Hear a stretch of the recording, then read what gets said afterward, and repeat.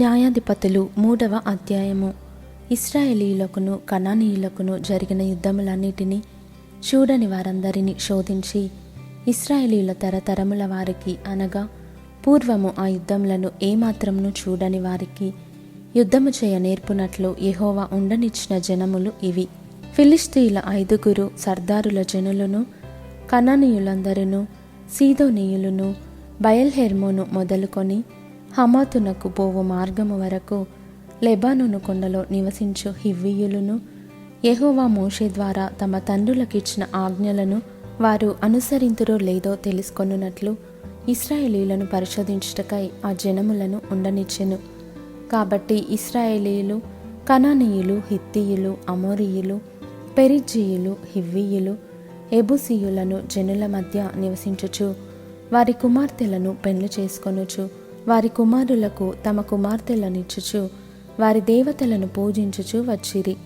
అట్లు ఇశ్రాయేలీయులు యెహోవా సన్నిధిని దోషులై తమ దేవుడైన యెహోవాను మరచి బయలుదేవతలను, దేవతా స్తంభములను పూజించిరి. అందును గూర్చి యెహోవా కోపము ఇశ్రాయేలీయుల మీద మండగా ఆయన అరామ్నహరాయిము యొక్క రాజైన కూషన్ రిషాతాయిము చేతులకు దాసులగుటకై వారిని అమ్మివేసెను. ఇశ్రాయేలీయులు 8 సంవత్సరములు కూషన్ రిషాతాయిమునకు దాసులుగా నుండిరి. ఇశ్రాయేలీయులు యెహోవాకు మొరపెట్టగా యెహోవా కాలేబు తమ్ముడైన కనజు యొక్క కుమారుడగు ఒత్నీయేలును రక్షకునిగా ఇశ్రాయేలీయుల కొరకు నియమించి వారిని రక్షించెను. యెహోవా ఆత్మ అతని మీదికి వచ్చెను గనుక అతడు ఇశ్రాయేలీయులకు న్యాయాధిపతి అయి యుద్ధమునకు బయలుదేరగా యెహోవా అరామ్నహరాయిము రాజైన కూషన్ రిషాతాయిమును అతని చేతికి అప్పగించెను. అతడు కూషన్ రిషాతాయిమును జయించెను. అప్పుడు 40 సంవత్సరములు దేశము నెమ్మది పొందెను. అటు తర్వాత కనజు కుమారుడైన ఒత్నీయేలు మృతి నొందెను. ఇశ్రాయేలీయులు మరలా యెహోవా దృష్టికి దోషులైరి గనుక వారు యెహోవా దృష్టికి దోషులైనందున యెహోవా ఇశ్రాయేలీయులతో యుద్ధము చేయుటకు మోయాబు రాజైన ఎగ్లోనును బలపరచెను. అతడు అమ్మోనీయులను, అమాలేకీయులను సమకూర్చుకొని పోయి ఇశ్రాయేలీయులను ఓడగొట్టి ఖర్జూర చెట్ల పట్టణమును స్వాధీనపరచుకొనెను. ఇశ్రాయేలీయులు 18 సంవత్సరములు మోయాబు రాజునకు దాసులైరి. ఇశ్రాయేలీయులు యెహోవాకు మొరపెట్టగా బెన్యామీనీయుడైన గెరా కుమారుడగు ఏహూదను రక్షకుని వారి కొరకు యెహోవా నియమించెను. అతడు ఎడమ చేతి పనివాడు.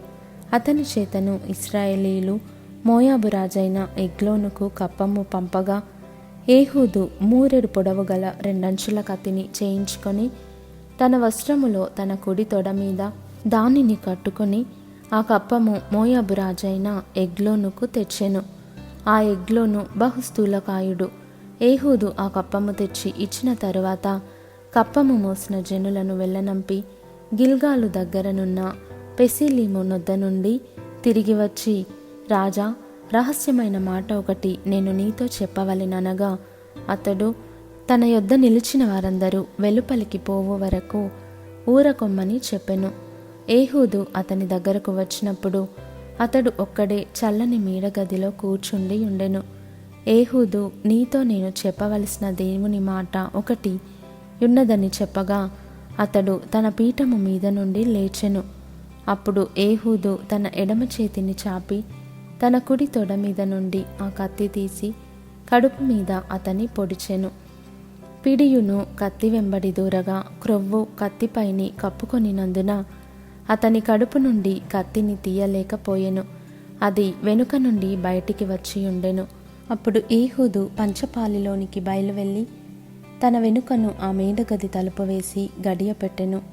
అతడు బయలువెళ్ళిన తర్వాత ఆ రాజు దాసులు లోపలికి వచ్చి చూడగా ఆ మేడగది తలుపులు గడియలు వేసి ఉండెను గనుక వారు అతడు చల్లని గదిలో శంఖాని వర్తికి పోయి ఉన్నాడనుకొని తాము సిగ్గువింతలు పడువరకు కనిపెట్టినను అతడు ఆ గది తలుపులను తీయకపోగా వారు తాళపు చెవిని తెచ్చి తలుపులు తీసి చూచినప్పుడు వారి యజమానుడు చనిపోయి నీళ్లను పడియుండెను. వారు తడవ చేయుచుండగా ఏహూదు తప్పించుకొని పెసీలీమును దాటి షెయీరాకు పారిపోయెను. అతడు వచ్చి ఎఫ్రాయిమీల కొండలో బూరను ఊదగా ఇశ్రాయేలీయులు మన్యప్రదేశం నుండి దిగి అతని యొద్దకు వచ్చిరి. అతడు వారికి ముందుగా సాగి వారితో, నా వెంబడి త్వరగా రండి, మీ శత్రువులైన మోయాబీయులను యెహోవా మీ చేతికి అప్పగించుచున్నాడనెను. కాబట్టి వారు అతని వెంబడిని దిగివచ్చి మోయాబు నెదుటి యోర్దాను రేవులను పట్టుకొని ఎవనిని దాటనీయలేదు. ఆ కాలమున వారు మోయాబీయులలో బలముగల శూరులైన పరాక్రమశాలులను 10,000 మందిని చంపిరి. ఒకడును తప్పించుకొనలేదు. ఆ దినమున మోయాబీయులు ఇశ్రాయేలీయుల చేతి క్రింద అనపబడగా దేశము 80 సంవత్సరములు నిమ్మలముగా ఉండెను. అతని తరువాత అనాతు కుమారుడైన షమ్గరు న్యాయాధిపతిగా ఉండెను. అతడు ఫిలిష్తీయులలో 600 మందిని మునుకోల కర్రతో హతము చేసెను. అతడును ఇశ్రాయేలీయులను రక్షించెను.